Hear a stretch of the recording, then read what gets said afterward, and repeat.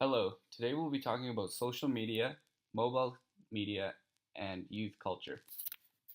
Our only historical reference to mobile devices are the old clunky phones we once used. Today, we have lightweight mobile resources with the internet at the touch of our fingers.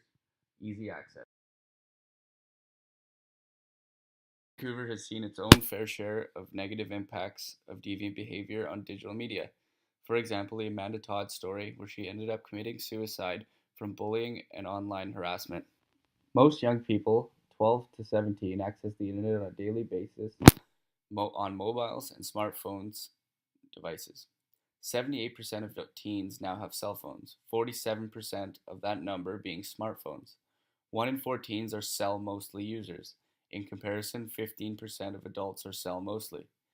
Socioeconomic effects, such as lower income and education, have some effects on these stats. However, lower socioeconomic groups are more likely, or just as likely, than higher socioeconomic groups to use mobile devices as a primary point of internet access. Fluctuation in terms and research today causes different kinds of issues for researchers looking forward. There are different terms, and as they change over time, especially from the early 2000s, create difficulties moving forward, adapting the research, and trying to figure out ways how we can move forward and analyze data. Misconceptions of this media causes regulations and irrational thoughts that can be justified by false research or research that they think is correct but does not really apply to the mobile media of today. Moving on to deviance. Cautionary voices have pointed to the apparent dangers that mobile media communication pose for young people today. Deviant activities such as sexting and mobile phone facilitated bullying and criminal activity. Found as a positive relationship between mobile phone use and boundary testing behaviors such as alcohol consumption, truancy, insubordination in school, and sexual activity. According to Sun Sun Lim, there are risks in deviancy as there is in many other activities that may have a cognitive behavioral effect on youth development. Major challenges they affect are persistent lack of interdisciplinary collaborations of studies of young people's media use. Mobile media warrants more academic attention of a multidisciplinary nature. Technology, creativity, and innovation. Major players in mobile device and tech industries are young, from app production, software, and working in the major companies in Silicon Valley.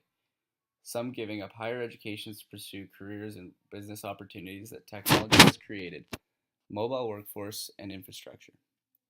Silicon Valley, which has long valued young consumers as early adopters of technology, seems to be drawn these days to the wisdom of young creators and entrepreneurs.